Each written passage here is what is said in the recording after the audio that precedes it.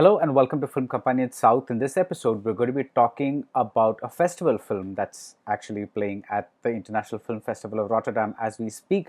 It is P.S. Vinod Raj's stunning debut called Kurangal or Pebbles. Now, almost a year ago, director Ram called me over to watch this film by a young filmmaker, and I didn't know Vinod Raj then. I didn't know the film was called Pebbles, Kurangal, and I went there with very little expectations. But what I saw just blew my mind because it was the purest cinema I had seen in a while. In the sense that the story is taken forward through landscape and faces and movement rather than through dialogue. And I was so taken by the film that I offered to clean up the subtitles. They were kind enough to give me an end credit.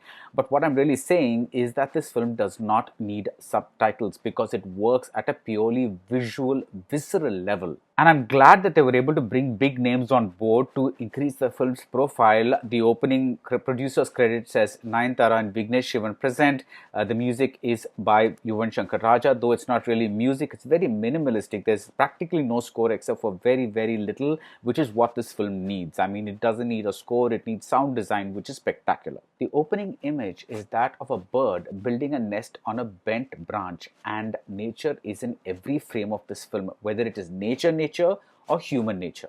Now, the film is a father-son story. The father is played by Karuttadayan and the son is played by Chella Pandit. They are both non-professional actors. And the story gets going when the father discovers that the mother has left for her mother's place. That is, she's had a fight, there's an instance of domestic abuse, and she's kind of walked off in a huff. Now, this father, he's a foul-mouthed drunk, right? But there is no inciting incident. There is no, like, the beginning is not this fight happening and then the wife leaves, nothing. The film kind of begins as is, and it gives us the feeling that we're reading a page of a diary. Now imagine a diary with the same entry day after day after day. We get the sense that this is not the first time the wife has left. This is not going to be the last time she leaves either.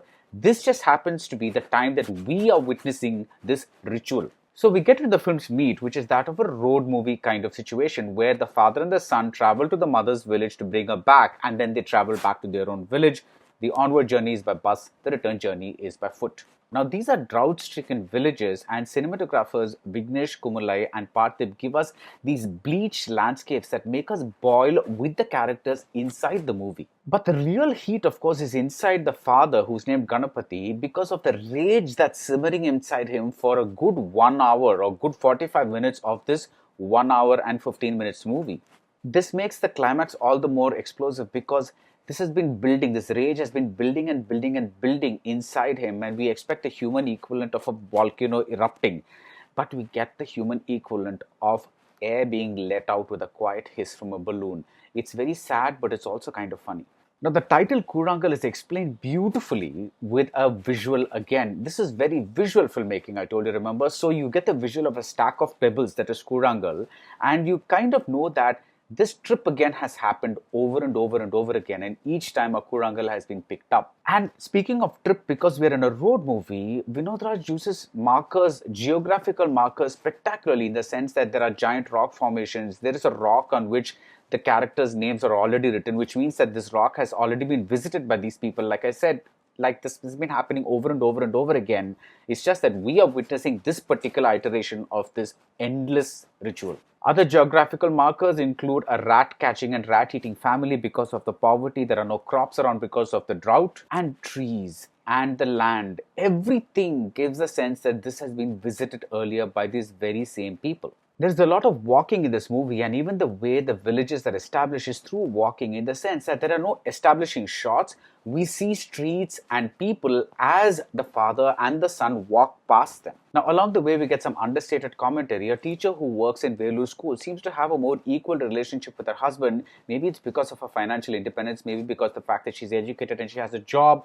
These things are left for us to figure out. They are not underlined at all. And along the way, there is a lot of poetry as well. My favorite touch is that of a lost toy, a dog-shaped toy being reincarnated kind of in the form of an actual live puppy. Despite the many tragedies, both natural and man-made, Kurangal doesn't beg for our sympathies. This is a remarkably unsentimental film. There is even some comedy with a piece of mirror that the boy finds along the way. Now, the framing is so beautiful because at that point, we think that the boy is drawn towards a flower-bearing bush. It's like the only burst of color in these very arid kind of dry surroundings, right? And you think he's going to pluck a flower or something like that. The framing makes us think that, but actually he's drawn towards the mirror which is shining in the sun. Only at the very end do we feel a twinge, in the sense that it is a reinforcement of the drought in the region, and it feels like all of Tanir Tanir encapsulated in a matter of minutes. This is a truly remarkable debut, and I really hope it gets a theatrical release, because finally we seem to be getting a sense of an art cinema tradition in Tamil cinema. We are a very mainstream industry, and we, unlike Kerala or West Bengal, we don't really have an art cinema tradition at all.